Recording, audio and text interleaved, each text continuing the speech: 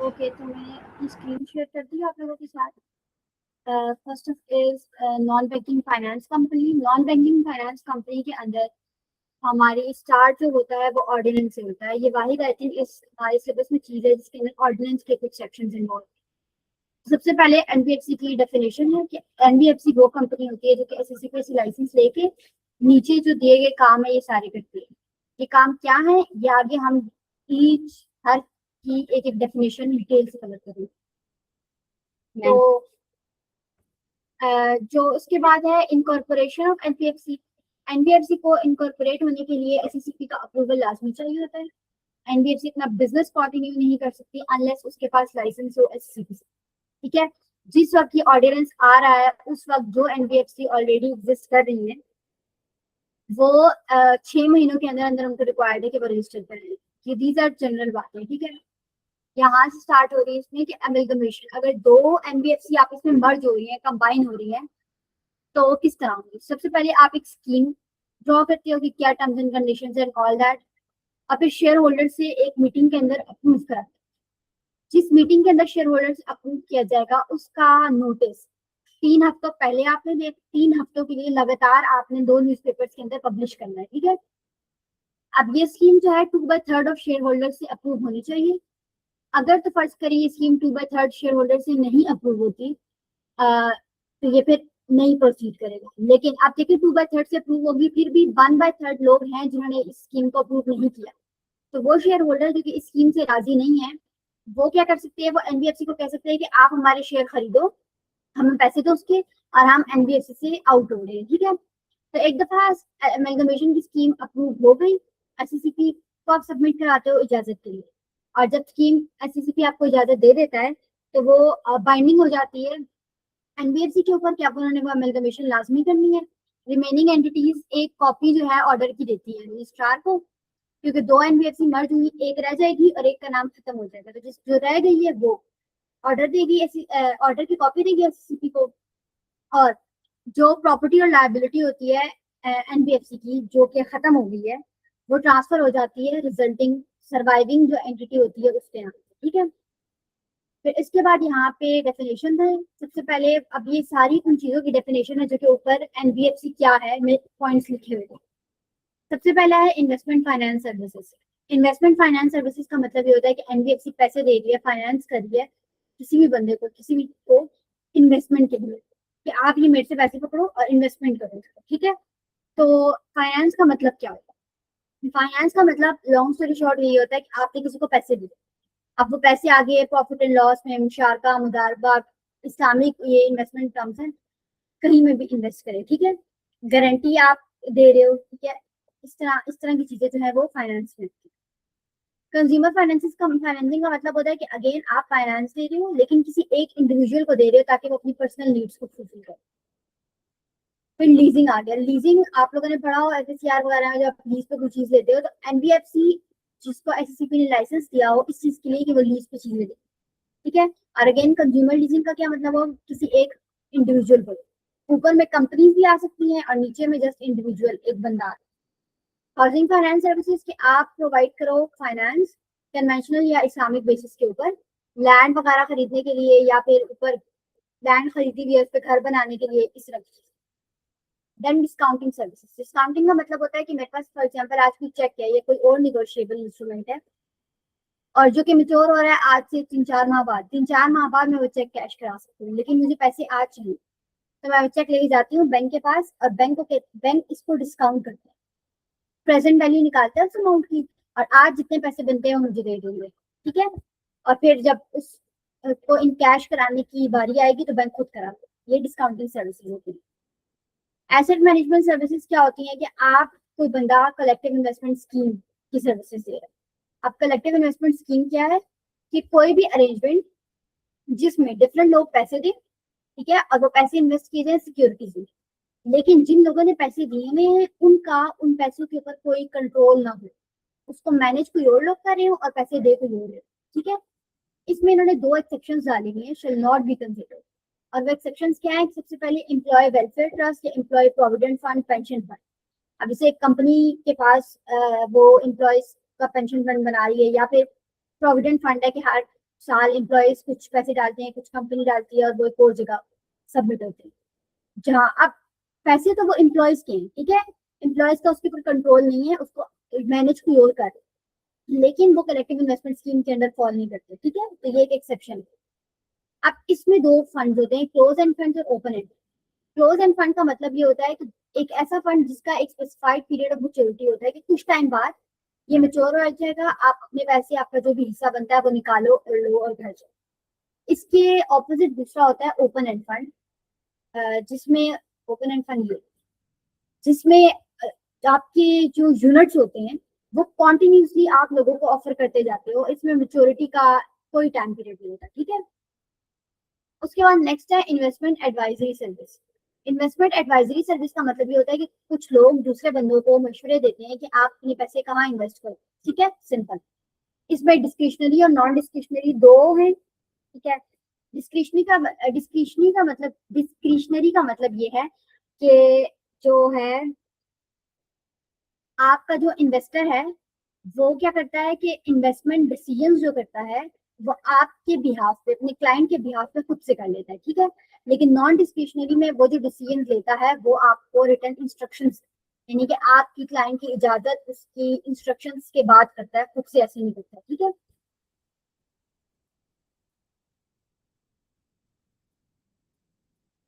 आप other classifications में है फंड मैनेजमेंट एनबीएफसी और लैंडिंग एनबीएफसी।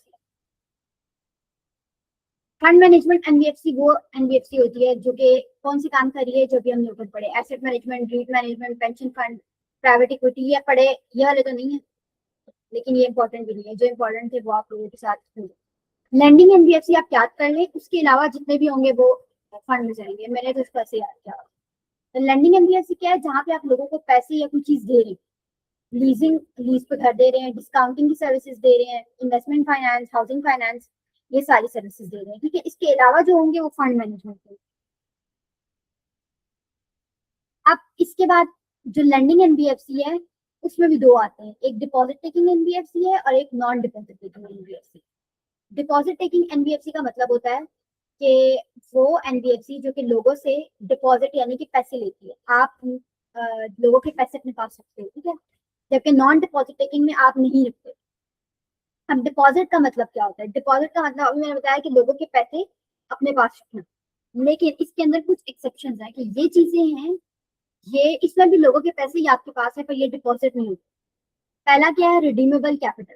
रिडीमेबल कैपिटल का हमने कल बताया कि आप लोगों को शेयर, डिवेंचर या इस तरह की कोई चीज इशू करते हो और आज बंदे ने आपको पैसे दिए, 2 साल बाद, 3 साल बाद वो आपसे कह सकता है कि जो मैंने आपको पैसे दिए थे वो मुझे वापस करो, तो आपको उसको पैसे वापस करने पड़ते हैं। ये किस तरह आ रहा है, ये आ रहा है, इसमें भी आपने किसी बंदे के पैसे लिए हैं, आपने अपने पास रखे हैं, लेकिन ये डिपॉजिट नहीं है। इसी तरह आपने किसी बैंक या फाइनेंशियल इंस्टीट्यूशन से उधार लिया, आपने अपने शेयर्स इशू किए मार्केट में, लोगों ने सब्सक्राइब किए तो भी आपके पास पैसे आए और लोगों के ही पैसे हैं वो, लेकिन वो भी डिपॉजिट में नहीं आएगा, ठीक है। इस तरह की चीजें, शेयर होल्डर से लिया, सब ऑर्डिनेटेड लोन्स, ये लोन्स होते हैं कि आप जब ये लोन लेते हो तो जब अगर आप बाइंडिंग अप हो रहे हो तो सारे लोन्स अदा करने के बाद एट द एंड ये सब ऑर्डिनेटेड लोन जो है वो आप पे करते हो। अब इसे माइक्रो फाइनेंस कंपनी है। माइक्रो फाइनेंस कंपनी कौन सी कंपनी होती है, जो कि पुअर पर्सन और माइक्रो एंटरप्राइज को लोन देती है। पुअर पर्सन का मतलब है एक ऐसा बंदा किसी भी साल में तनख्वाह 600,000 से कम हो या उसके बराबर है, ठीक है। और माइक्रो एंटरप्राइज का मतलब है एक ऐसी छोटा सा काम करने वाला इदारा जहाँ पे 10 से ज्यादा बंदे नहीं है, ठीक है। यहाँ तक आपकी मेन डेफिनेशन कवर होगी, इसके बाद एक ही डेफिनेशन मैं आपको कवर करूंगी और दैट्स इट, ठीक है। फिर हम डेफिनेशन से आगे मूव ऑन कर जाएंगे। तो सबसे पहले इसमें क्या है कि अनसिक्योर्ड फाइनेंस लोन। अनसिक्योर्ड का ऐसा मतलब होता है कि आपने किसी बंदे को उधार दिया लेकिन उसके बदले आपने उससे कोई सिक्योरिटी नहीं ली, ठीक है, ये होता है अनसिक्योर्ड। और सिक्योर्ड होगा क्या, कि आपने सिक्योरिटी ली है, चाहे वो टेंजिबल है या किसी और फॉर्म में, जैसे कि स्टॉक, रिसीवेबल्स, इस तरह की चीज, ठीक है। अब यहाँ पे एक वर्ड यूज हुआ एक्सपोजर, जो कि आगे भी बहुत यूज होगा। एक्सपोजर का मतलब होता है कि आपने पैसे दिए हैं, आपने फाइनेंस दिया किसी बंदे को, ठीक है, यानी कि आप एक्सपोज हो रहे हो डिफरेंट काइंड ऑफ रिस्क से जब आप लोगों को पैसे दिए हैं, ठीक है, दैट इज एक्सपोजर। तो अनसिक्योर्ड का क्या मतलब है, एक्सपोजर जिसके बदले आपने सिक्योरिटी ना ली हो। सिक्योर्ड क्या है, एक्सपोजर जिसके बदले आपने सिक्योरिटी ली। अब मेन डेफिनेशन यहाँ पे सारी कवर होती है। और ये सारी अनइम्पॉर्टेंट है, इसमें कोई इतनी इंपॉर्टेंट नहीं है, ठीक है। यहाँ से मूव करेंगे हम लोग रूल्स पे। तो एस्टेब्लिशमेंट ऑफ एनबीएफसी सबसे पहले आ गया था। हमने कहा कि अगर कोई बंदा एनबीएफसी बनाना चाहता है तो उसको एससीसीपी से इजाजत लेनी पड़ती है। उसके डायरेक्टर्स वगैरह एप्लीकेशन सबमिट कराते हैं, क्राइटेरिया फिल करते हैं, और एससीसीपी को अगर ठीक लगता है तो वो उन्हें इजाजत दे देता है। ये इजाजत सिर्फ और सिर्फ 6 महीनों के लिए होती है, और फिर 6 महीनों के अंदर आपने आगे फर्दर लाइसेंस लेना। याद रहे कि ये सिर्फ इजाजत है इस चीज की कि हाँ आप एनबीएफसी बना सकते हो। फिर एनबीएफसी इनकॉर्पोरेट होती है, वो अलग सीन है, वो लाइसेंस लेती है, वो अलग सीन है, फिर वो काम स्टार्ट करती है। ये सिर्फ एक इजाजत नाम है। जब आपने इजाजत ले ली तो फिर आप लाइसेंस की तैयारी करते हो, और लाइसेंस के लिए ये सारी कंडीशन है। पहला तो ये है कि आपने एप्लीकेशन देनी है, फीस सबमिट करानी है एंड ऑल दैट, ठीक है। उसके बाद ये है कि एक कंपनी जो कि फंड मैनेजमेंट के लिए लाइसेंस ले रही है वो लेंडिंग के लिए लाइसेंस नहीं ले सकती, और जो लेंडिंग के लिए ले रही है वो फंड मैनेजमेंट के लिए नहीं ले सकती। अब दूसरा ये है कि अगर आपको लाइसेंस मिला है इन्वेस्टमेंट फाइनेंस सर्विसेज जो कि लेंडिंग में आ रही थी, तो फिर आपका लाइसेंस बाकी की जो लेंडिंग एक्टिविटीज है जैसे कि लीजिंग, डिस्काउंटिंग, हाउसिंग फाइनेंस, इन सब के लिए भी वैलिड होगा। आपको हर बिजनेस के लिए अलग लाइसेंस लेने की जरूरत नहीं है। और जो एसेट मैनेजमेंट सर्विसेज है अगर आप उसका लाइसेंस ले रहे हो तो उसमें आपको एससीपी रिस्ट्रिक्शन लगा सकता है कि सिर्फ क्लोज एंड फंड मैनेज करोगे या सिर्फ ओपन एंड करोगे, इस तरह की, ठीक है। अब ये माइक्रो फाइनेंसिंग पे अप्लाई होता है कि ये जब सेक्शन रेगुलेशंस आ रही हैं तो जो लोग ऑलरेडी माइक्रो फाइनेंस का बिजनेस कर रहे हैं उन्होंने एससीसीपी को एप्लीकेशन देनी है और 6 महीनों के अंदर अंदर लाइसेंस दिया जाए, ठीक है। अब ये काम उनको करने की जरूरत नहीं है, लाइसेंस लेने की उनको जरूरत नहीं है जो कि छोटे लेवल पे काम कर रहे हैं। और छोटा लेवल क्या है, वो ये है कि अगर उनसे लेने वाले उधार लेने वाले लोग 5,000 से कम है, या फिर उन्होंने जो लोगों को लोन दिया हुआ है उसका पोर्टफोलियो 50 मिलियन रुपीज से कम, ठीक है। इस तरह के बंदों को लाइसेंस लेने की जरूरत नहीं है, लेकिन उनको चाहिए कि अपने पैसे जो है वो थ्रू बैंक और इस तरह के प्रॉपर चैनल्स के थ्रू रूट करें। अब उसके बाद ये एक्चुअल कंडीशन है जो कि फुलफिल होना जरूरी है। अब इसमें क्या है कि सबसे पहले कि आपका एलिजिबिलिटी क्राइटेरिया हो रहा हो पूरा, ठीक है। कंपनी किसी ऐसी ग्रुप ऑफ कंपनीज का हिस्सा नहीं है जिसके पास ऑलरेडी एक लाइसेंस है, ठीक है। आपने मिनिमम इक्विटी जो रिक्वायरमेंट्स है वो आप पूरी कर रहे हो, और आपका जो पेड अप शेयर कैपिटल है उसका 25% कम से कम प्रोमोटर्स के पास। और फिर आपने जो प्रोमोटर्स होंगे उन्होंने अपने जो शेयर्स हैं वो ब्लॉक अकाउंट पे रखने हैं, यानी उनको बेचना नहीं है, किसी और के नाम पे ट्रांसफर नहीं करना, उन पे चार्ज नहीं क्रिएट करना, इस तरह के काम, ठीक है। आपने एक ऐसा चीफ एग्जीक्यूटिव अपॉइंट करना है जो कि किसी और कंपनी में इस तरह की पोजीशन होल्ड नहीं करता, ठीक है। आपने अपने मेमोरेंडम में कोई चेंजेस नहीं करने एससीसीपी की इजाजत के बगैर, लेकिन अगर आप अपना ऑथराइज शेयर कैपिटल बढ़ा रहे हो तो ये काम आप इजाजत के बगैर कर सकते हो। फिर आपने सारे रूल्स एंड रेगुलेशंस की जो है वो करनी है, पासदारी करनी है, ठीक है। और अगर आप मल्टीपल लाइसेंस लेना चाह रहे हो तो आपने डिफरेंट लोगों को रखना है डिफरेंट लाइसेंसेस मैनेज करने के लिए, ठीक है। हर तरह का जो आपके लाइसेंस का बिजनेस होगा ना, ठीक है, उन सब के लिए डिफरेंट पीपल होंगे जो कि रिस्पॉन्सिबल है उस चीज के लिए, ठीक है। फिर यहाँ पे लाइसेंस एक्सपायर हो जाता है 3 साल बाद, 3 साल बाद आपको उसको रिन्यू कराना पड़ता है, और एक्सपायर होने से 1 महीना पहले आपने एप्लीकेशन देनी है।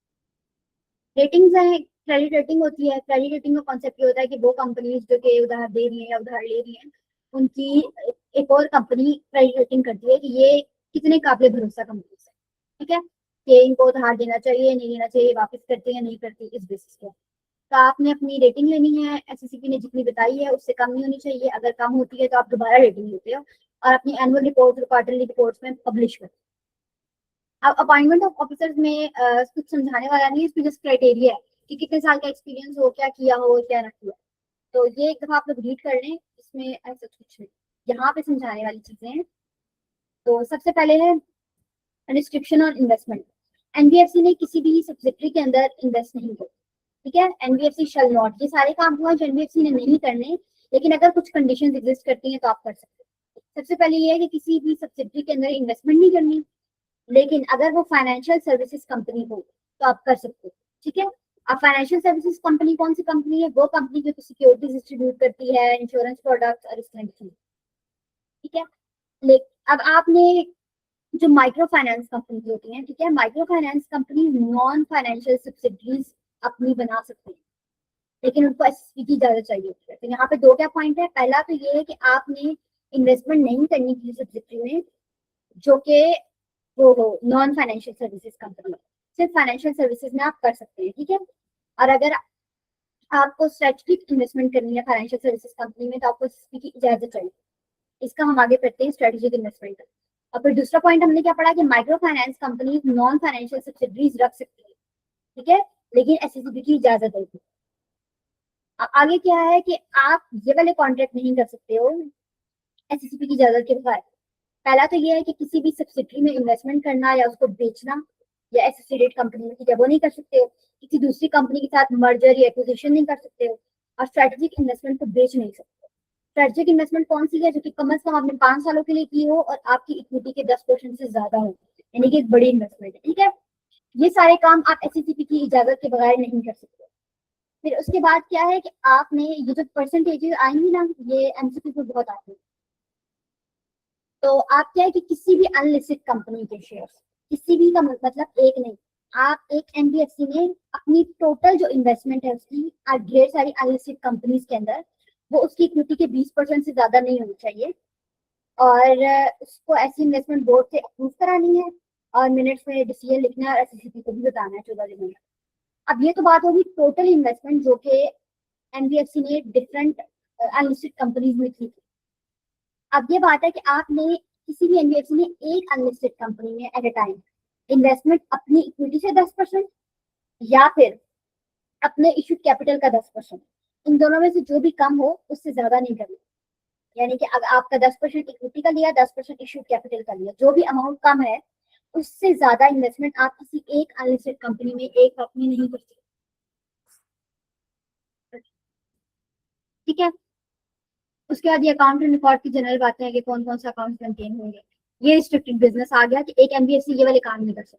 पहला तो ये है कि ब्रोकर का काम नहीं कर सकती। और ब्रोकर कौन होता है? जो कि लोगों को कहता है शेयर्स खरीदो बेचो, वो डील करता है, ठीक है। लेकिन अगर सेपरेट कंपनी बनाती है तो वो कर सकती है। उसके अलावा रियल एस्टेट में कुछ नहीं रख सकती, ठीक है, प्रॉपर्टीज ऑन नहीं कर सकती।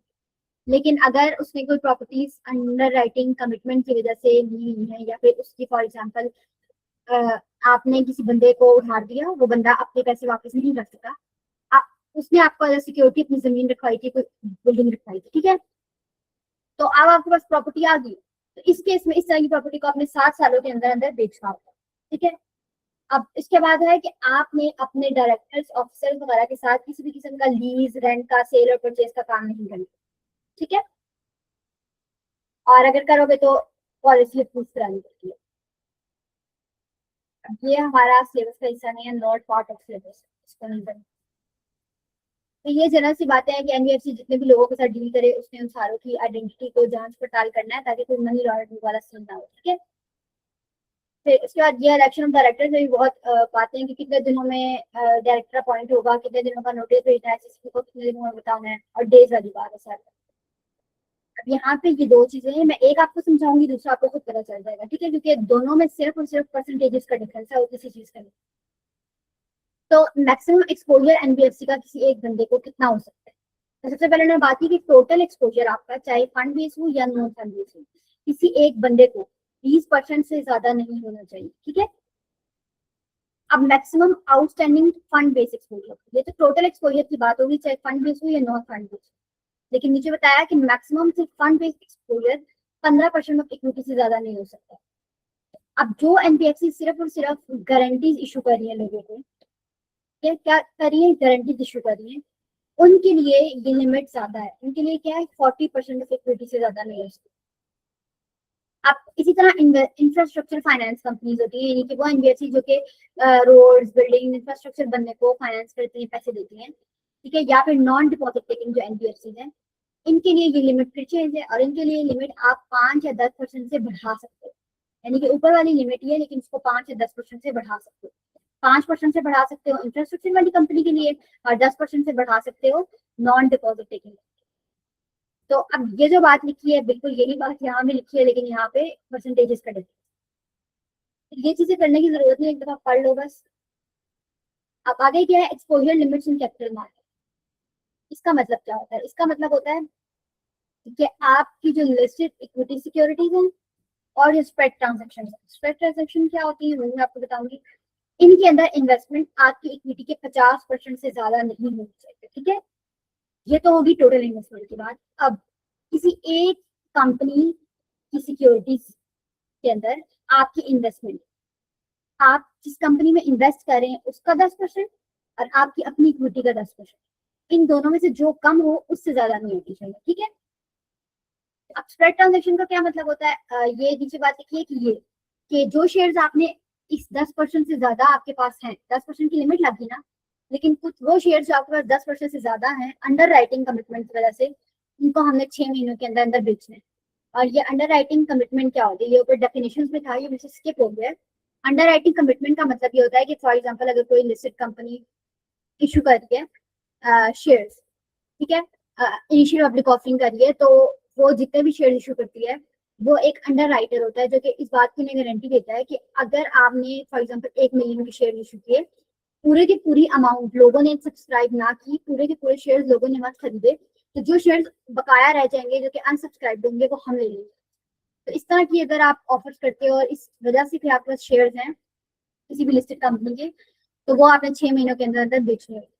अब स्प्रेड ट्रांजेक्शन्स का क्या मतलब होता है कि वो ट्रांजेक्शन्स जहाँ पे आप एक कंपनी के शेयर्स एक दिन खरीद रहे हो और फिर उसी वक्त एक साथ ही आप ये डील कर रहे हो कि मैंने आज 200 के खरीदे, मैं इसी शेयर्स को उसी वक्त ये भी साथ डील कर रहे हो कि 3 दिन बाद बेच दो। अब 3 दिन बाद वो जो है क्या हो जाएगी, सेल प्राइस बढ़ जाएगी, आपको क्या होगा, प्रॉफिट होगा उसके ऊपर। तो ये स्प्रेड ट्रांजेक्शन है। फिर क्लीन प्लेसमेंट, अब ये बहुत छोटे छोटे पॉइंट है लेकिन ये एमसीक्यूज में आए हुए हैं, ये मेरे भी एमसीक्यूज में आए थे पेपर में कि एक एनबीएफसी क्लीन प्लेसमेंट कितनी कर सकती है, किस रेटेड इंस्टीट्यूट के साथ कर सकती है। तो क्लीन प्लेसमेंट का मतलब ये होता है कि आप एक्सपोजर है आपके पास, लेकिन उसके बदले आपने कोई सिक्योरिटी नहीं है किसी कंट्री से, ठीक है। तो ये होती है क्लीन प्लेसमेंट, ये लिमिट आपने याद रखनी है। एक सेकेंड की मुझे ब्रेक है।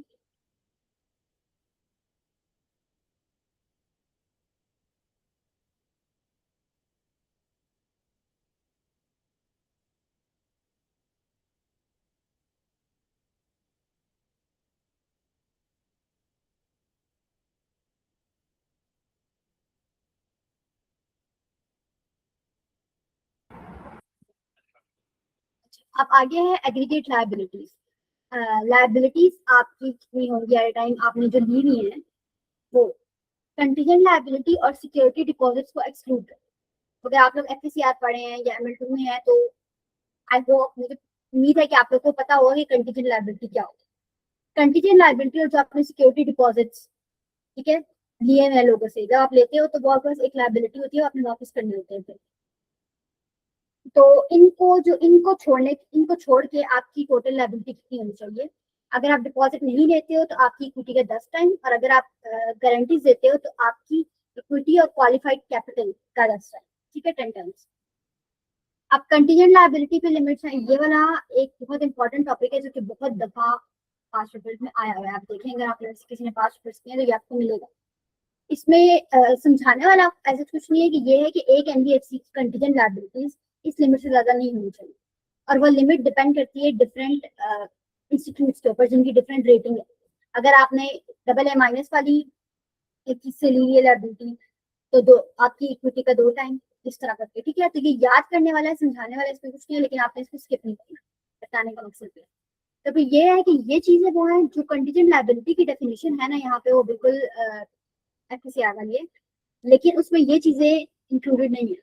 पहला तो ये है कि आपने किसी बंदे को फाइनेंस दिया और उसके बदले आपने सिक्योरिटी वगैरह कोई लिक्विड एसेट रखा। लिक्विड एसेट कौन सा एसेट होता है जो इजीली कैश में कन्वर्ट हो जाता है, क्योंकि कोई ऐसा एसेट है तो आपने टोटल अमाउंट में से उस लिक्विड एसेट की अमाउंट माइनस करनी है, और जो रिमेनिंग अमाउंट होगी वो कंटीजेंट लायबिलिटी है, ठीक है। तो जो लिक्विड एसेट अमाउंट कवर कर रहे हैं वो इसमें नहीं है। दूसरा है कि आपने फाइनेंस दिया लेकिन पेमेंट की गारंटी फेडरल प्रोविंशियल गवर्नमेंट ने दी है या कि किसी ऐसे इंस्टीट्यूट में जिसकी रेटिंग डबल है। फिर उसके बाद ऐसे क्लेम्स है आपके ऊपर जिनकी ऑडिटर के मुताबिक प्रोबेबिलिटी कि यार ये क्लेम, क्योंकि कंटीजेंट में तो अभी प्रोबेबल नहीं होते ना, पॉसिबल होते, तो ऑडिटर के मुताबिक इनकी प्रोबेबिलिटी कि ये लायबिलिटी में कन्वर्ट हो और आपको पैसे देने पड़े बहुत कम है, रिमोट है, नहीं होंगे, तो वो भी फिर आप कंटीजेंट लायबिलिटी में इंक्लूड नहीं करें। फिर ये आगे इजी अब आगे रिजर्व फंड। कि हर एनबीएफसी ने एट अ टाइम एक रिजर्व फंड अपने पास रखना होता है। रिजर्व फंड की क्या अमाउंट है कि जब तक आपका रिजर्व फंड आपके पेड अप कैपिटल के बराबर नहीं हो जाता तब तक आपने 20% अपने प्रॉफिट्स का डालना है, और जब reserve fund paid up capital के बराबर हो जाए तो फिर आपने 5% डालना, और इस रिजर्व फंड से आप बोनस शेयर इशू कर सकते हो। फिर ये कैपिटल एडिक्वेसी रेशियो है, आपने 8% मेंटेन करनी है पहले 2 साल और फिर 10%। फिर एसेट लायबिलिटी मैनेजमेंट सिस्टम आपने एक रखना है। Classification of assets and provisioning, इसमें बेसिकली ये है कि आपके जितने भी एसेट्स होंगे जो लोगों से आपने पैसे वसूल करने होंगे उसमें ये भी खतरा होता है कि लोग पैसे ना दे डिफॉल्ट करने जाने का, तो आपने अपने डिफरेंट काइंड ऑफ लोन जो आपने दिए हुए हैं उनको क्लासिफाई करना होता है। टाइम बेस्ड क्राइटेरिया होता है कि आप देखते हो कि इस बंदे का कितना टाइम हो गया इसने मुझे पैसे नहीं दिए, उस हिसाब से आप उसको क्लासिफाई करते हो कि क्या मुझे पैसे मिलने वापस मिलने के चांसेस हैं नहीं है कितने हैं, उस हिसाब से। सब्जेक्टिव एवेल्युएशन होती है जहाँ पे आप टाइम के अलावा बहुत सारी चीजों को देखते हो, ठीक है। फर्स्ट करो सिक्योरिटी मुझे कितनी दी हुई है, उसकी जो जिसने हमसे पैसे लिए उसकी आमदनी का क्या सीन है, क्योंकि रही बात है एक बंदा अगर अच्छा कमाता है तो ऑब्वियसली वो देगा, बंदा तभी नहीं देगा जब उसके पैसे ना हो। तो इस तरह की चीजें आपने देखनी होती है, ठीक है। फिर अब ये आया था एमसीक्यू में, मेरे ही एमसीक्यू में आया था, मुझे से याद है कि एनबीएफसी एमसीक्यू ये था कि एनबीएफसी कब जो है अपने लोन्स को एडवांसेस के पोर्टफोलियो को बार बार रिव्यू करती है, तो क्वार्टरली बेसिस पे, मंथली बेसिस पे, ईयरली बेसिस पे, तो ये है क्वार्टरली बेसिस पे। तो रीस्ट्रक्चरिंग की बात है कि फॉर एग्जांपल एक बंदे ने पैसे नहीं दिए आपको, अब वो दोबारा आया है कि मैं आपको पैसे दे दूंगा, तो आपने उसको सही लोन में उसका जो क्लासिफिकेशन है वो चेंज सिर्फ तभी करनी है जब ज्यादा टर्म्स एंड कंडीशंस की वो पास जारी करता है 6 महीनों के लिए, या फिर वो 20% अमाउंट कैश में दे देता है, क्योंकि एक बंदा जो एक दफा डिफॉल्ट कर गया फिर उसको भरोसा तो आप नहीं कर सकते उसका। और ये इस तरह की चीजें कि अगर 6 महीने की जो लिमिट है वो अप्लाई नहीं होगी अगर 50% अमाउंट वो बंदा कैश में देता है, और फिर आपने जो अगर इस तरह का बंदा डिफॉल्ट करे तो आपने सीआईबी को बताना होता है। और ये बस यहाँ पे एनबीएफसी खत्म हो गया है, इसका ईच एंड एवरी सेक्शन कराने का मकसद ये था, ये बहुत इंपॉर्टेंट टॉपिक है, तो अगर कोई बच्चा छोड़ के जाने का इरादा रखता है तो मत छोड़ के जाने चलता है। तो यहाँ तक क्लियर है तो बताएं, फिर हम लोग नेक्स्ट स्टेप करते हैं।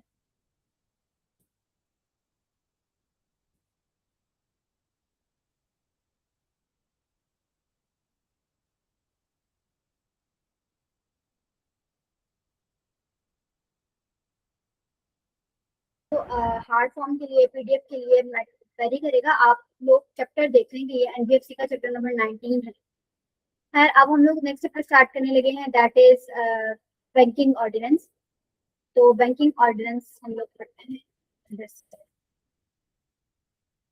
अच्छा, इसमें सबसे पहले बैंकिंग क्या होता है, बैंकिंग होता है कि आप लोगों से पैसे लेते हो इसलिए कि आप आगे उन्हें इन्वेस्ट करते हो, ठीक है, और या तो उनको डिमांड पे वापस करते हो या टाइम पे या चेक से या जो भी। बैंकिंग कंपनी क्या है कि कोई भी कंपनी जो कि पाकिस्तान में बैंकिंग का बिजनेस करे। अब यहाँ पे मेन स्टार्ट होता है, सबसे पहले ये है कि आपके मेमोरेंडम या आर्टिकल में कोई भी बात लिखी है और वो बात इस ऑर्डिनेंस के खिलाफ है, तो फिर वो मेमोरेंडम या ऑर्डिनेंस नहीं, आर्टिकल सॉरी नहीं चलेगा, बल्कि ऑर्डिनेंस की बात मानी जाएगी। दूसरा ये है कि ट्रेडिंग, जो भी बैंकिंग कंपनी होती है उसको ट्रेड करने की, बिजनेस करने की इजाजत नहीं होती, वो चीजें खरीद के बेच नहीं सकती, इस तरह के काम नहीं कर सकती। लेकिन अगर ब्रिज ऑफ एक्सचेंज की बात हो रही है तो हाँ वो कर सकती है, ठीक है। फिर ये मिनिमम पेड अप कैपिटल वाली रिक्वायरमेंट है, ये वो जनरल से सेक्शन है, इसमें आपको कोई परसेंटेज लिमिट बताई नहीं है, लेकिन ये बात की हुई है कि किसी भी बैंकिंग कंपनी ने अपना बिजनेस शुरू नहीं करना जब तक वो मिनिमम पेड अप कैपिटल को फुलफिल नहीं करे। यहाँ से है सबसे पहले 4 टर्म्स है, 3 सॉरी जो आपको पता होनी चाहिए। ऑथराइज कैपिटल क्या है, कल भी बात हुई थी, मैक्सिमम कैपिटल जो एक कंपनी इशू कर सकती है। सब्सक्राइब कैपिटल क्या है कि वो कैपिटल जो कंपनी ने मार्केट में इशू किया और लोगों ने उसको सब्सक्राइब किया। पेड अप कैपिटल क्या है कि आपका कैपिटल सब्सक्राइब किया 1000 लोगों ने, कितने लोगों ने पैसे दिए, जो पैसे दिए होंगे वो पेड अप कैपिटल होगा और जो नहीं दिए होंगे वो अनपेड होगा। तो अब यहाँ पे क्या है कि किसी भी बैंकिंग कंपनी का जो पाकिस्तान में इनकॉर्पोरेट है उसका सब्सक्राइब कैपिटल उसके ऑथराइज कैपिटल का आधा होना चाहिए था, उसका उससे कम नहीं होना चाहिए। इसी तरह उसका पेड अप कैपिटल उसकी सब्सक्राइब कैपिटल का आधा होना चाहिए कम से कम। और जैसे जैसे आप कैपिटल अगर बढ़ा रहे हो बाद में, तब भी आपने इंश्योर करना है कि ये वाली लिमिट्स जो है वो मेंटेन रहें, खराब ना हो। अब एक कंपनी के कैपिटल में कौन सी दो चीजें हो सकती है, या तो ऑर्डिनरी शेयर्स आम शेयर्स होंगे, या तो perpetual non cumulative preference shares. अब इतनी बड़ी टर्म का मतलब क्या है, परपेचुअल का मतलब ये है कि इनकी कोई मेच्योरिटी डेट नहीं होती, आपने पैसे एक दफा दे दिए तो फिर उसकी मेच्योरिटी डेट नहीं है कि इसका इतने टाइम बाद आपको पैसे वापस मिलेंगे इस तरह।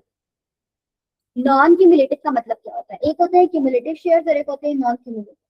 नॉन क्यूमुलेटिव ये होते हैं कि फर्ज करो आज अगर कंपनी ने इस साल डिविडेंड अनाउंस नहीं किया तो अगले साल क्यूमुलेटिव शेयर्स के ऊपर जो डिविडेंड जब अनाउंस होगा या दिया जाएगा तो पिछले साल का भी दिया जाएगा और अगले साल का भी दिया जाएगा, यानी कि वो dividend over the time period जमा हो रहा होता है। नॉन क्यूमुलेटिव का क्या मतलब होता है कि अगर एक कंपनी ने इसी तरह आज डिविडेंड अनाउंस नहीं किया, अगले साल वो डिविडेंड अनाउंस करती है तो फिर अगले साल वो सिर्फ उसी साल का डिविडेंड देगी, पिछले साल वाला जमा नहीं हो रहा होगा। और प्रेफरेंस शेयर्स का मतलब होता है वो शेयर जो कि ऑर्डिनरी से डिफरेंट होते हैं, उनके राइट्स थोड़े से ज्यादा बेहतर होते हैं, जैसे उनको डिविडेंड पहले मिलेगा, कंपनी लिक्विडेट होगी तो उनके पैसे पहले मिलेंगे, उस तरह की। अब क्या है कि एक शेयर होल्डर की वोटिंग राइट्स उसकी शेयर होल्डिंग के बराबर प्रोपोर्शनेट होनी चाहिए और किसी भी एक शेयर होल्डर के वोटिंग राइट्स एक वक्त में 5% से ज्यादा नहीं होना चाहिए। फेडरल गवर्नमेंट और प्रोविंशियल गवर्नमेंट एक्सेप्शन है। अब एक और रूल है कि कोई भी जो केस है वो आप नहीं कर सकते हो किसी भी रजिस्टर्ड शेयर होल्डर के अगेंस्ट, ठीक है, इस बेसिस के ऊपर कि ये जो फॉर एग्जांपल आप समझिए कि शेयर होल्डर ए है, उसके अगेंस्ट कोई बंदा केस नहीं कर सकता इस बात का कि ये जो इसके जो शेयर्स का ऑनर है, ये जो टाइटल है वो किसी और बंदे के नाम पे है, वो इसके नाम पे नहीं। समझ रहे हैं आप बात? लेकिन इसकी दो एक्सेप्शन है। पहला तो ये है कि आप इस बेसिस पे कर सकते हो केस कि जो बंदा केस कर रहा है उसने दूसरे बंदे से ट्रांसफर कराए थे शेयर्स अपने नाम पे, ठीक है, ट्रांसफर हुआ था शेयर्स और आप ये नहीं दे रहे। या फिर इस वजह से आप कर सकते हो कि जो ओरिजिनल शेयर होल्डर था, शेयर होल्डर ए, वो जो शेयर्स का मालिक बना बैठा था वो किसी और बंदे के बिनाफ पे बना बैठा था जो कि माइनर था या ल्यूनेटिक था, मतलब अनसाउंड माइंड का था, और आपको ठीक हो गया तो आप उस पर केस करे हो कि ये शेयर्स वापस करो, ठीक है, इसका ओरिजिनल ओनर तुम नहीं हो, वो बंदा है। अब दूसरी बात क्या है कि आपने स्टेटमेंट ऑफ पाकिस्तान को हर चेयरमैन ने, डायरेक्टर ने, सीईओ ने ये वाली चीजें सबमिट करानी है, ये कुछ नहीं। अब ऊपर हमने बात की है किसी भी एक शेयर होल्डर के राइट्स 5% से ज्यादा नहीं होंगे, तो अगर कोई एक बंदा होता है जिसके राइट 5% से ज्यादा है, स्टेटमेंट ऑफ पाकिस्तान को कहता है कि जो तुम्हारे ऊपर वाले शेयर हैं या तो उनको बेचो, उनको कम करो, कुछ भी करो इनके साथ, ठीक है। और अगर वो बंदा नहीं करता तो स्टेट बैंक ऑफ पाकिस्तान क्या करता है, खुद ही उसके शेयर बेचता है स्टॉक एक्सचेंज के थ्रू या ऑप्शन के थ्रू, और जो भी पैसे बनते हैं खर्चा निकाल कर वो उसको 3 महीनों के अंदर अंदर दे देता है, ठीक है। अगर स्टेटमेंट को लगता है कि मैं अगर डिले करूंगा, मैंने उसको ऑर्डर दे दिया, अब जारी बात है वो मानेगा टाइम लगेगा, और उसको लगता है कि अगर इस टाइम में खतरा हो सकता है, नुकसान हो सकता है पब्लिक को या कंपनी को, तो वो एक इंटरिम ऑर्डर दे देते हैं। इंटरिम ऑर्डर का मतलब होता है कि जो उसके पास फालतू शेयर्स है ना, अब वो किसी और के नाम ट्रांसफर नहीं हो सकते, उन पे वोटिंग राइट्स एक्सरसाइज नहीं हो सकते, आप डिविडेंड नहीं दोगे उस शेयर होल्डर को, उन शेयर्स की बेसिस पे फर्दर आगे शेयर्स भी इशू नहीं होंगे, तो इस तरह का इंटरिम ऑर्डर दे देते हैं, फिर वो शेयर्स बस नकारा हो जाते हैं, तो कुछ नहीं होता है। रिजर्व फंड जैसे ऊपर हमने पढ़ा था एनबीएफसी में, सेम यहाँ पे बैंकिंग कंपनी भी रिजर्व फंड रखती है, क्योंकि आप उसको जरी बात है एमरजेंसी में आप यूज करते हो, ऐसा तो नहीं होता कि आप बैंक के पास पैसे लेने जाओ और वो कहेंगे, ऐसे ही है, उन्होंने रिजर्व रखा होता है कैश में दूसरे फॉर्म में। तो है कि हर बैंकिंग कंपनी ने रिजर्व फंड रखना है, कितना रखना है, अगर उस फंड की अमाउंट और शेयर प्रीमियम की अमाउंट मिलाकर आपके पेड अप कैपिटल से कम है तो फिर आपने 20% अपने प्रॉफिट का हर साल देना है, और अगर उस फंड की अमाउंट और शेयर प्रीमियम के अकाउंट पेड अप कैपिटल से कम नहीं है तो फिर 10%, ठीक है। और अगर आप इस फंड को यूज करते हो, इससे पैसे कहीं लगाते हो, तो फिर आपने स्टेट बैंक ऑफ पाकिस्तान को 21 दिनों के अंदर अंदर ये बात बताऊंगा। कैश रिजर्व है, इसी तरह हर बैंकिंग कंपनी कैश रिजर्व रखती है अपनी डिमांड लाइबिलिटीज का 5%। डिमांड लाइबिलिटीज होती है जो आज अभी मांगो अभी पैसे देने पड़ते, और टाइम लाइबिलिटीज जो कि डिमांड लाइबिलिटी नहीं होती, बाद में भी आप दे सकते हो, ठीक है, 2% उनका आपने करना होता है, कैश रिजर्व रखना होता है। और ये कैश रिजर्व आप अपने पास भी रख सकते हो, स्टेट बैंक ऑफ पाकिस्तान के पास कोई अकाउंट खोल के उसमें भी रख सकते हो, अपने किसी एजेंट के पास भी रख सकते हो, इस तरह की कोई भी चीज, ठीक है। फिर ये लिक्विड एसेट होता है कि आपने कैश रिजर्व तो रखना है, लेकिन आपने लिक्विड एसेट्स भी रखने हैं जो कि इजीली कैश में कन्वर्ट है, जैसे कि cash, gold, unencumbered securities. Unencumbered का मतलब होता है कि मुझे चार्ज क्रिएट ना हुआ। फिर उसके बाद है ये इलेक्शन की बात है, स्टेट बैंक ऑफ पाकिस्तान कह सकते हैं किसी बैंकिंग कंपनी से कि वो फ्रेश इलेक्शन करवाए, बैंकिंग कंपनी उसको कंप्लाई करेंगी, इलेक्शन जितने टाइम पीरियड बोला जाएगा उसके अंदर अंदर रखना होगा आपने। आप कोई नया डायरेक्टर सेलेक्ट हुआ है तो उसका ऑफिस कितना होगा, वो कितने टाइम तक ऑफिस होल्ड करेगा, जो बकाया टाइम पीरियड पिछले वाले डायरेक्टर का रह गया था उतने ही टाइम, ठीक है। अब ये होता है कि स्टेट बैंक ऑफ पाकिस्तान भी एक डायरेक्टर अपॉइंट कर सकता है बैंकिंग कंपनीज में, और इसमें बकाया डायरेक्टर वाली जो रिस्ट्रिक्शन है वो नहीं लगती, ठीक है। अब रिस्ट्रिक्शन क्या है, ऑफिस ऑफ डायरेक्टर्स, यानी एक डायरेक्टर कितने टाइम पीरियड के लिए हो सकता है। तो हमने ये बात बोली कि एक इलेक्टेड डायरेक्टर 6 साल के लिए लगातार ऑफिस होल्ड नहीं कर सकता, 6 साल से ज्यादा टाइम पीरियड के लिए, ठीक है, मोर देन 6 कंसेक्टिव ईयर। लेकिन इसमें एक समझने वाला पॉइंट और ये है, वो ये है कि फर्ज करो कि एक डायरेक्टर 3 साल के लिए डायरेक्टर रहा, फिर वो छोड़ के चला, उसने 2 साल का गैप लिया बीच में और वो फिर आया और फिर वो 3 साल के लिए डायरेक्टर रहा, तो क्या आप इसको 6 कंसेक्टिव यानी कि 6 लगातार साल काउंट करोगे? टेक्निकली तो आप नहीं कर सकते हो क्योंकि बीच में 2 साल का गैप उसने लिया है, लेकिन लॉ ये कहता है कि अगर कोई बंदे की आपने ब्रेक काउंट करनी है बीच में, तो वो ब्रेक 3 साल से कम की नहीं हो सकती। यानी कि इस केस में हम लोग उसको 6 कंसेक्टिव ईयर्स ही मानेंगे और हम कहेंगे कि अब ये बंदा मजीद ऑफिस होल्ड नहीं कर सकता, ठीक है। तो आई होप इट्स क्लियर। फिर इस तरह का डायरेक्टर दोबारा का डायरेक्टर बन सकता है अगर वो 3 साल का इंतजार करे और 3 साल की जब ब्रेक हो जाए तो फिर ओकेशन है कि अगर डायरेक्टर ये वाले काम कर देंगे, ये वाले काम इस तरह की चीजों में इन्वॉल्व हो जाएंगे, तो फिर उनको ऑफिस से निकाल दिया जाएगा। कोई भी लोन या एडवांस नहीं पे करते या कोई भी ऐसा एक्ट कर लेते हैं, काम कर लेते हैं जो उसने लिख के दिया था कि मैं नहीं करूंगा, ठीक है, और आपने उसको नोटिस भी दिया लेकिन 1 महीने तक लगातार वो करी जा रहा है, ठीक है। दूसरा ये है कि आपने मैनेजिंग एजेंट्स को एम्प्लॉय नहीं करना जिसको इंस्टॉलमेंट करार दे दिया गया है कि इसके पैसे नहीं, आप खत्म, या फिर उसने पैसे नहीं दिए अपने क्रेडिटर्स को। दूसरा ये है कि कोर्ट ने उसको किसी ऑफेंस का मुलजिम करार दे दिया है, या फिर जिसको आप रेम्यूनरेशन तनख्वाह जो है एज ए कमीशन देते हो या फिर कंपनी के प्रॉफिट में शेयर देते हो। ये लास्ट पॉइंट है, एज ए कमीशन या कंपनी के प्रॉफिट में शेयर देना, इसकी कुछ एक्सेप्शन है। पहली एक्सेप्शन क्या है कि कोई भी बोनस जो आप पूरी इंडस्ट्री में बोनस अनाउंस हो रहा है, इंडस्ट्री टर्म्स के मुताबिक हो रहा है, जो सबको आप दे रहे हो, और फॉर एग्जाम्पल बोनस तो ऐसे हो कंपनी के प्रॉफिट का इतने परसेंट, तो वो है तो आपका शेयर ऑफ प्रॉफिट, लेकिन वो काउंट नहीं होगा। दूसरा ये है कि आप किसी ब्रोकर को, कैशियर को, किसी भी ऐसे बंदे को कमीशन दे रहे हो जो कि आपका रेगुलर एम्प्लॉय नहीं है, कॉन्ट्रैक्ट बेस पे आपने रखा हुआ है, ठीक है। इस तरह बैंकिंग कंपनी में ये बंदे नहीं हो सकते। पहला तो ये है कि कोई भी ऐसा बंदा जो किसी और कंपनी का डायरेक्टर है, लेकिन अगर वो बंदा बैंक की ही किसी सब्सिडरी का डायरेक्टर है तो फिर वो बैंक का भी डायरेक्टर हो सकता है, फिर ये अप्लाई नहीं होगा। यहाँ पे ये बात एक पॉइंट नोट करने वाला है कि हम कंपनी एक्ट में होगा कि लिस्टेड कंपनीज का जो डायरेक्टर है वो एट ए टाइम सिर्फ 7 कंपनीज का डायरेक्टर हो सकता है, इससे ज्यादा का नहीं हो सकता। इसी तरह पब्लिक कंपनीज का director at A time 5 companies का डायरेक्टर हो सकता है, और बैंकिंग कंपनी का डायरेक्टर उस वक्त किसी भी और कंपनी का डायरेक्टर नहीं हो सकता। इसी तरह वो बंदा जो कि और बिजनेस कर रहा होगा या फिर किसी कंपनी के साथ उसका एक कॉन्ट्रैक्ट होगा कि वो 5 साल के लिए इसको मैनेज करे, तो इस तरह के। और जो बंदे ऊपर वाले काम जो है करेंगे, लॉ की पासदारी नहीं करेंगे, तो फिर आप उनको रिमूव कर देते हैं ऑफिस से और वो 5 सालों के लिए फिर नहीं ले सकते दोबारा ये पोजीशन। फिर इस तरह और रिस्ट्रिक्शन है लोन एंड एडवांसेस के ऊपर कि बैंकिंग कंपनी किसी भी बंदे को अपनी ही शेयर्स की सिक्योरिटी के अगेंस्ट एडवांस नहीं दे सकती। बैंकिंग कंपनी के पास एक बंदा आता है, कहता है मुझे लोन दो इतने रुपए का और एज अ सिक्योरिटी मैं तुम्हारे ही शेयर्स रखवाता हूँ, तो ये काम नहीं कर सकते। अनसिक्योर्ड लोन आप अपने डायरेक्टर्स को, उनके घर वालों को, फॉर्म या प्राइवेट कंपनी है कोई या पब्लिक कंपनी है, नहीं दे सकते, ठीक है। और अगर आप दोगे तो फिर आपने मेजोरिटी ऑफ डायरेक्टर्स का अप्रूवल लेना। आपका जो अनपेड कैपिटल है उसको आप चार्ज नहीं, अनपेड मैंने बताया वो कैपिटल जो आपने इशू किया लेकिन तक उसको पैसे नहीं मिले आपको, तो उस पर आप चार्ज नहीं क्रिएट कर सकते।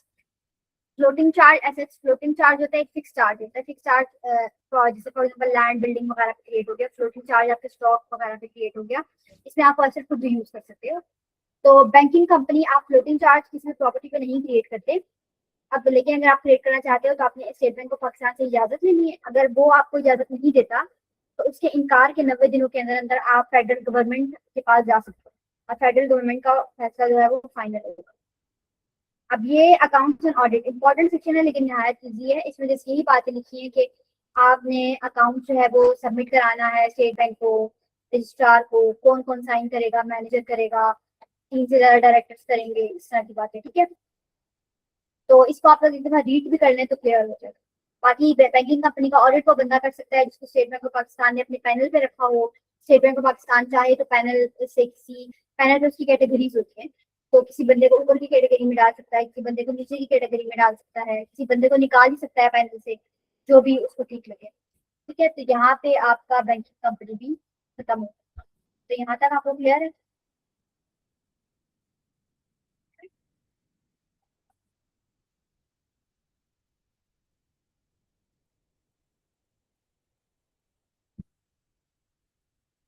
अच्छा, इसके बाद हम लोग देखते हैं सिक्योरिटीज एक्ट को करते हैं।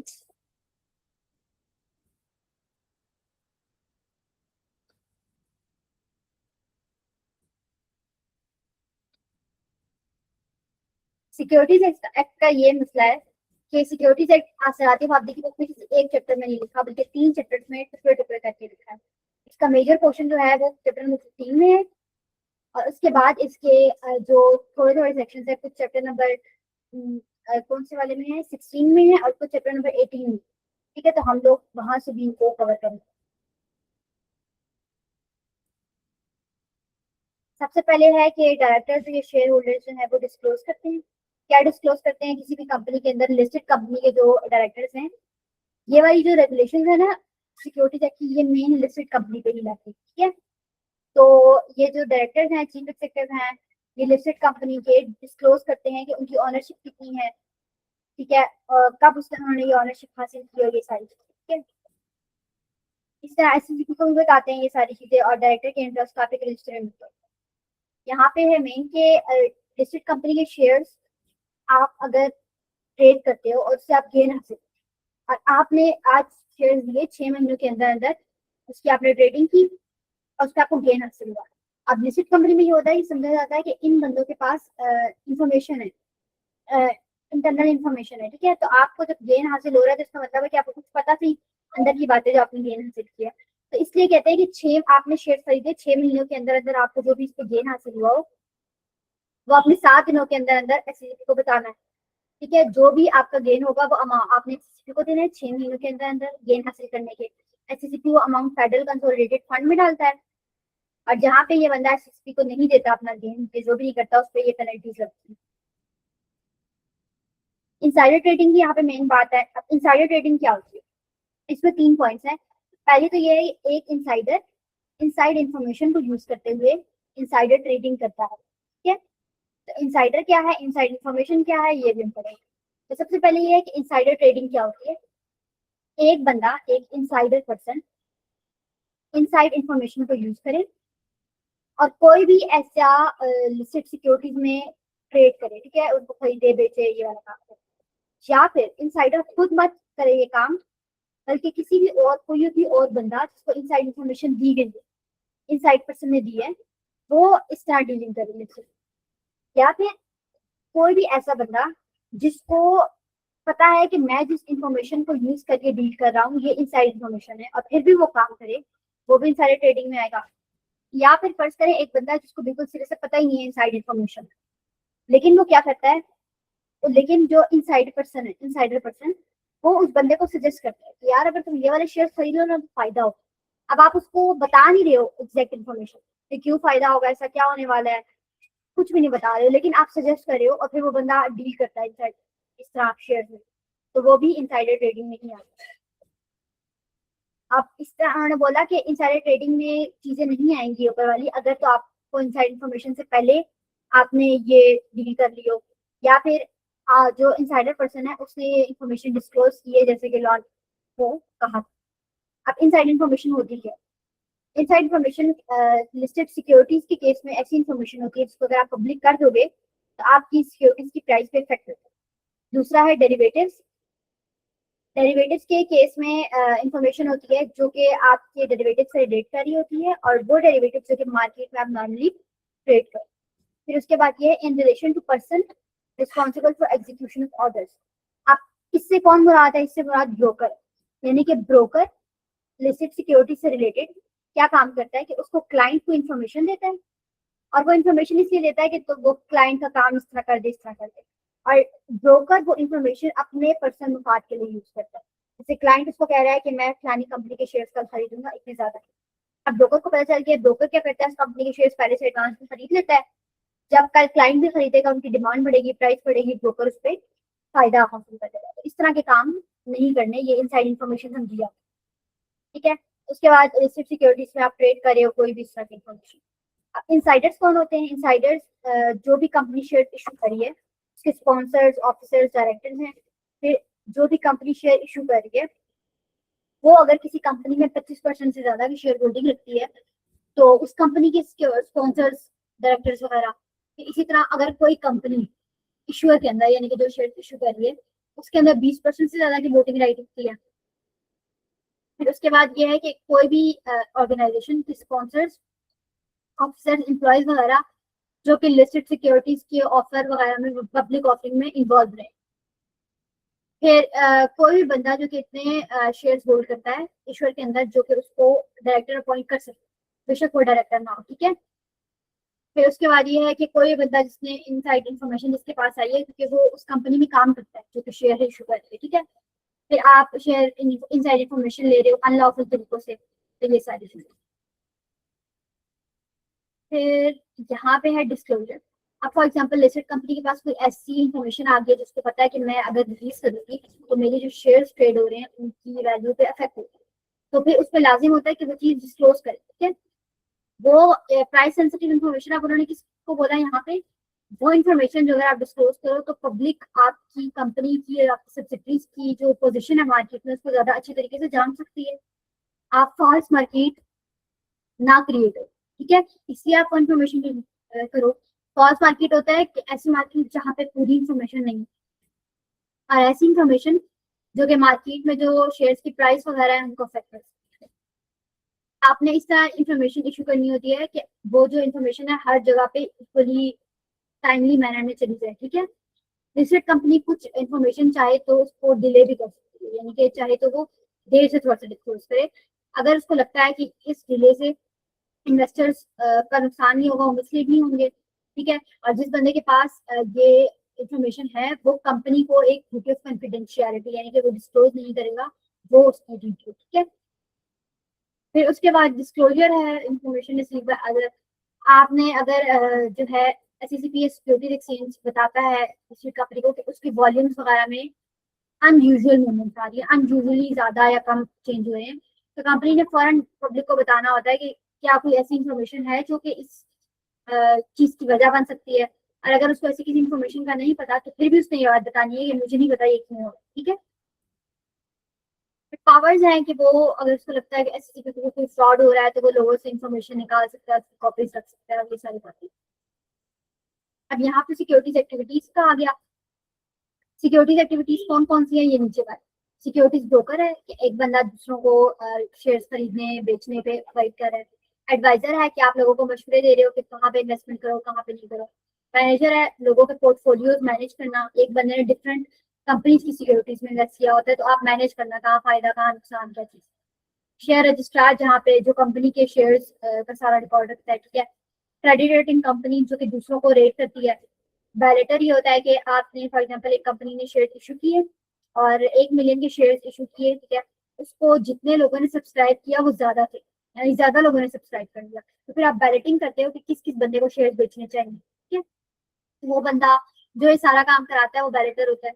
अंडर राइटर आपके ऊपर अंडर राइटिंग का बटन बताई जो वो कर रहा होता है, ठीक है। डेट सिक्योरिटीज ट्रस्टी होता है कि एक कंपनी डेट सिक्योरिटीज यानी कि लोन इशू करी है। अब ढेर सारे क्रेडिटर्स उसको लेंगे, ठीक है, कंपनी को पैसा देंगे, तो कंपनी अपने और क्रेडिटर्स के दरमियान एक थर्ड पार्टी, मिडिल पार्टी बिठाते हैं जो कि ट्रस्टी, तो ये उसका काम। तो ये सारे काम क्या है? रेगुलेटेड सिक्योरिटीज एक्टिविटी, ये इन सब की डेफिनेशन दी है। और आपको ये सारे करने के लिए लाइसेंस चाहिए होता है, ठीक है। अब एससीपी जो है ये लाइसेंस इंस्टीट्यूशन को देता है, ठीक है, और पब्लिक या प्राइवेट कंपनी को देगा, बस इसके अलावा नहीं देगा। लेकिन ये दो किस्म के लाइसेंस है जो कि किसी एक इंडिविजुअल को भी मिल सकते हैं, कंपनी होना जरूरी नहीं। पहला क्या है? सिक्योरिटीज एडवाइजर का लाइसेंस, और दूसरा है रिप्रेजेंटेटिव का लाइसेंस, ठीक है। अब यहाँ पे सिक्योरिटीज एक्ट का पहला चैप्टर भी खत्म हो गया है। इसके बाद ये इंपॉर्टेंट सेक्शंस हैं, इनको आप लोग मार्क कर लें कि ये इंपॉर्टेंट सेक्शन है। सबसे पहले क्या है? Offer of securities.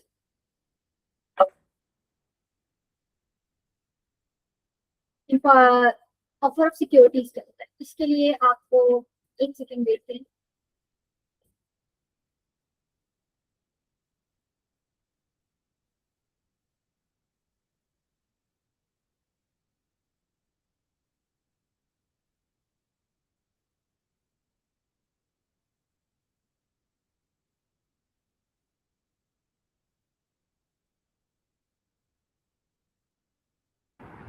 अच्छा, तो ऑफर ऑफ सिक्योरिटीज, आप जब सिक्योरिटीज इशू कर रहे होते हैं गवर्नमेंट डेट सिक्योरिटीज के अलावा, यानी कि गवर्नमेंट इशू कर रही है डेट लोन की सिक्योरिटीज, उसके अलावा बाकी सिक्योरिटीज पे ये लगता है।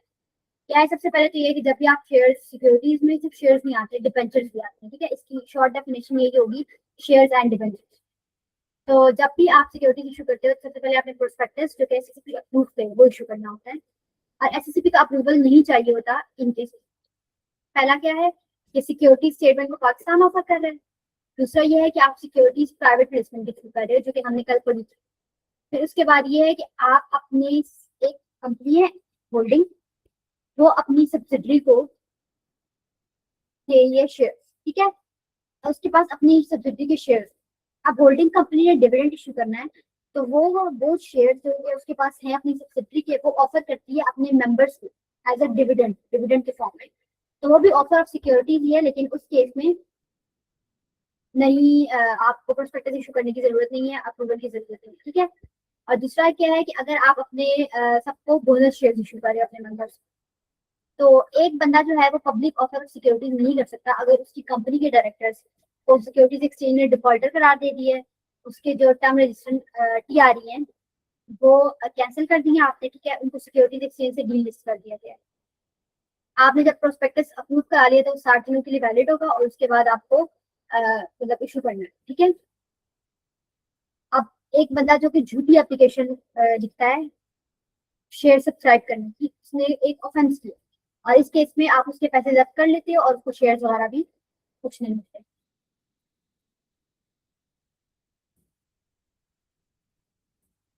अब यहाँ पे है प्रोस्पेक्टस की बातें, ये सारी प्रोस्पेक्टस से रिलेटेड बातें। प्रोस्पेक्टस होता क्या है? प्रोस्पेक्टस बेसिकली एक काइंड ऑफ बुकलेट होता है। जब एक कंपनी शेयर इशू कर रही होती है तो उसमें वो क्या है, क्या कर रही है, उसके फ्यूचर के प्लान्स क्या है, क्या परफॉर्मेंस है, इस तरह की सारी चीजें लिखती है लोगों को कन्विंस करने के लिए कि आपको क्यों हमारे शेयर्स सब्सक्राइब करने चाहिए। इन्वेस्टर्स पढ़ते हैं, अगर उन्हें लगता है कि इस कंपनी का कुछ फ्यूचर है तो वो शेयर ले लेते हैं।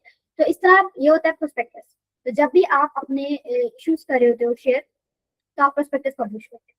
अब प्रोस्पेक्टस में दो चीजें हैं, एक है शेल्फ प्रोस्पेक्टस और एक है सप्लीमेंट टू द प्रोस्पेक्टस। जब एक कंपनी को साल के शुरू में ही पता है कि उसने during the year different time period पे सिक्योरिटीज ऑफर करनी है, आज वो जनवरी में कर रहा है, कल को वो जून में करेगा, इस तरह करके, ठीक है। तो रेदर देन ये कि कंपनी हर इशू के लिए अलग प्रोस्पेक्टस इशू करे, वो एक शेल्फ प्रोस्पेक्टस इशू करती है जो कि सब को कवर कर रहा हो। अब जब आपने शेल्फ प्रोस्पेक्टस इशू कर दिया, अब पहली दफा आपने शेयर इशू किए जनवरी में, तो अब आपको पूरा प्रोस्पेक्टस दोबारा इशू करने की जरूरत नहीं है, बल्कि आप एक supplement to the prospectus issue करते हो, जो कि छोटा प्रोस्पेक्टस होता है, ठीक है, क्योंकि आप मेन प्रोस्पेक्टस पहले इशू कर चुके हो, दैट इज शेल्फ प्रोस्पेक्टस। जो कुछ भी आप पब्लिश करोगे आपने एसएसपी की इजाजत लेनी है। आपने पब्लिकली इशू करने से पहले 21 दिन पहले एसएसपी की इजाजत लेनी है। और जब आपको इजाजत मिल जाएगी तो प्रोस्पेक्टस आपने पब्लिक सब्सक्रिप्शन से कम अज कम 7 दिन पहले और ज्यादा से ज्यादा 30 दिन पहले न्यूज़पेपर में पब्लिश करना है, ठीक है। आपने prospectus free of cost different जगहों पे अवेलेबल करने होते हैं, ताकि अगर कोई बंदा लेना चाह रहा है, पढ़ना चाह रहा है, तो वो लेके पढ़ ले। जैसे आपके जो रजिस्टर्ड ऑफिस है उसमें, स्टॉक एक्सचेंज में, आपके जो बैंकर्स हैं जो कि इस सारी चीज को हैंडल कर रहे हैं उसमें, ठीक है, आपका जो शेयर रजिस्ट्रार है, बैलेटर है, क्रेडिट रेटिंग एजेंसी है, उनको भी, ठीक है। आपने प्रोस्पेक्टस अपनी वेबसाइट पे ही पोस्ट करना है। और अगर एक बंदा सर्कुलेट करना चाहता है कोई भी एडवर्टाइजमेंट, ठीक है, और आपने एक प्रोस्पेक्टस इशू कर दिया ना, that is also form of advertisement. अब आप उसके अलावा कोई और एडवर्टाइजमेंट करना चाह रहे हो टीवी वगैरह पे या कहीं पर भी पब्लिक ऑफर से रिलेटेड, तो आपको ऐसी की इजाजत चाहिए होगी, ठीक है। फिर इसके बाद ये सप्लीमेंट टू द प्रोस्पेक्टस की बातें लिखी है कि आपने इसके लिए बीएससीसी का अप्रूवल लेना है। जो टोटल अमाउंट शेयर प्रोस्पेक्टस में लिखी है, इस साल हम लोग डिफरेंट सिक्योरिटीज करेंगे, उनकी total amount for example 100 million होगी। तो जब आप टुकड़ों टुकड़ों में आगे इशू करो शेयर, तो वो अमाउंट उस 100 मिलियन को क्रॉस नहीं करनी चाहिए, ठीक है। और इसकी कॉपी आप रजिस्ट्रार वगैरह के पास भी फाइल करते हो न्यूज पेपर में। अब रिच प्रोस्पेक्टस का मतलब होता है समरी, प्रोस्पेक्टस की समरी। आप एक मेन प्रोस्पेक्टस भी इशू करते हो, डिटेल में होता है, एवरेज प्रोस्पेक्टस उसकी समरी होती है, ये भी आप एससीपी की इजाजत लेके साथ ही पब्लिश करते हैं, ठीक है। फिर उसके बाद ये है कि कोई भी प्रोस्पेक्टस आपने पब्लिकेशन की डेट से पहले इशू नहीं करना, और जब आप करोगे तो हर कॉपी पे डायरेक्टर के, प्रपोज डायरेक्टर्स के साइन होते हैं, ठीक है। आप इसमें है एक्सपर्ट, आपने हर प्रोस्पेक्टस के अंदर एक एक्सपर्ट भी रखना होता है। एक्सपर्ट कौन सा बंदा होना चाहिए जो कि बिल्कुल इंडिपेंडेंट होता है, अलग होता है। वो बैंकर हो सकता है, इंजीनियर, अकाउंटेंट, कोई भी हो सकता है। ये ऊपर देखते हैं। और वो उसमें स्टेटमेंट देता है कि मेरी एक्सपर्ट राय के मुताबिक क्या है इस कंपनी के हालात या वट, ठीक है। और वो जो स्टेटमेंट होती है वो आप एक्सपर्ट की कॉन्सेंट लेना लाजमी होता है, उसकी कॉन्सेंट के बगैर आप पब्लिश नहीं कर सकते। अब यहाँ पे 16 चैप्टर में सिक्योरिटी एक्ट का पोर्शन खत्म हो गया और थोड़ा सा पोर्शन जो है वो क्या है आगे 18 चैप्टर में। तो यहाँ तक आप लोग को क्लियर है।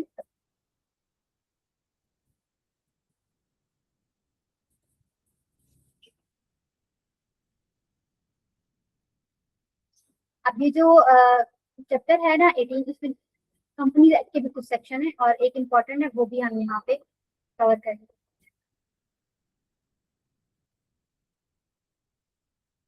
यहाँ पे सॉरी जो लोग लेट ज्वाइन हो रहे हैं, आज मैं एक्सेप्ट भी कर रही हूँ, साथ साथ कर भी रही हूँ, तो इस वजह से इशू आ रहा है। बाकी आप लोग को क्लियर है।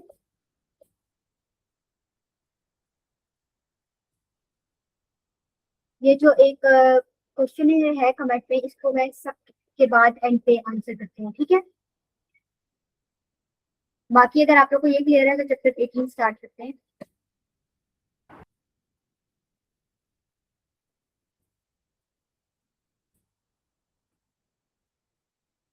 ये जो दो सेक्शन हैं ये भी देखिएगा। ये मैं आपको, ये मेरे अपने पेपर में आए थे, मुझे याद है क्वेश्चन, इसलिए मैं बोल देती हूँ कि ये ऐसा देखिएगा कि पास पेपर में आ। तो इसमें बहुत आसान सी कहानी है। कहानी ये है कि एक बंदा जब एक कंपनी के शेयर्स लेता है, ठीक है, और उसको लगता है कि ये शेयर्स एक्वायर करने के बाद उसके पास जो पहले के शेयर है वो मिलाकर उसकी जो वोटिंग है वो 10% से ज्यादा की हो रही है। तो फिर उसने ये बात स्टॉक एक्सचेंज को, लिस्टेड कंपनी को, एसएससी को बताना होता है 2 दिनों के अंदर, ठीक है। अब ये हो गया पहला। फिर उसके बाद ये है कि उसने अब जब दोबारा वो शेयर एक्वायर करे और उसके शेयर ज्यादा हो रहे, ठीक है, लेकिन 30% से ज्यादा नहीं हो रहे, ठीक है। 10% पहले आपने बता दिया, अब आप मजीद एक्वायर कर रहे हो, वो 30% से ज्यादा नहीं है लेकिन 10 से ज्यादा है। तो फिर आपने अलग से डिस्क्लोज करने की जरूरत नहीं है। अगर आप ये जो पहली दफा आपने एक्वायर किया ना, इसके 12 महीनों के अंदर अंदर दोबारा एक्वायर करें, ठीक है, ज्यादा शेयर। इसके बाद नीचे भी यही बात है कि आपने अब दोबारा शेयर एक्वायर किए जो कि आपकी वोटिंग 30% से बढ़ा रहे हैं, ठीक है। तो इस केस में तो कंट्रोल आ जाता है आपके पास कंपनी का, ठीक है। तो इस केस में आपने पब्लिकली अनाउंस करनी है ये बात, ठीक है, और डिस्क्लोजर्स वगैरह भी देने कंपनी को, स्टॉक एक्सचेंज को, हर जगह। अब आप इसके बाद फिर एक्वायर कर रहे हो, 30% आपके पास आ गई, अब आप मजीद एक्वायर कर रहे हो। और आप जब आप एक्वायर कर रहे हो तो आपके जो वोटिंग राइट है वो 30 से बढ़ के बढ़े हैं लेकिन 50 से कम है। तो इस केस में आपने पब्लिक अनाउंसमेंट करनी है, लेकिन पब्लिक अनाउंसमेंट करने की आपको जरूरत नहीं है। अगर ये जो पिछला एक्विजिशन था ना, इसके 12 महीनों के अंदर अंदर ही आप अगला एक्विजिशन भी कर लो, ठीक है। थोड़ी सी घूमने फिरने वाली बात है लेकिन ईजी है। तो यहाँ पे ये भी खत्म हो गया। इसके बाद रेगुलेशन है और यहाँ पे ये भी सिक्योरिटी एक्ट खत्म हो गया, ठीक है। तो यहाँ तक आप लोगों को क्लियर है। अब हम लोग नेक्स्ट टॉपिक देखते हैं।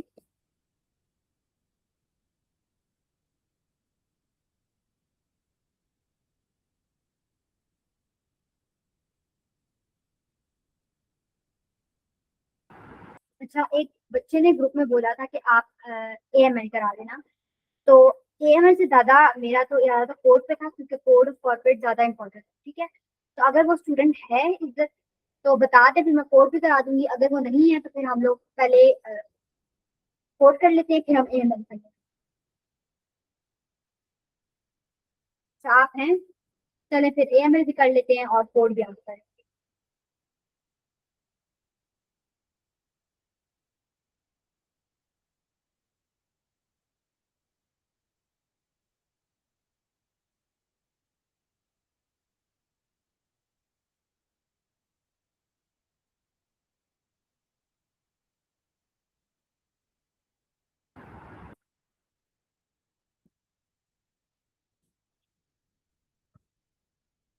ये एएमएल है, ठीक है।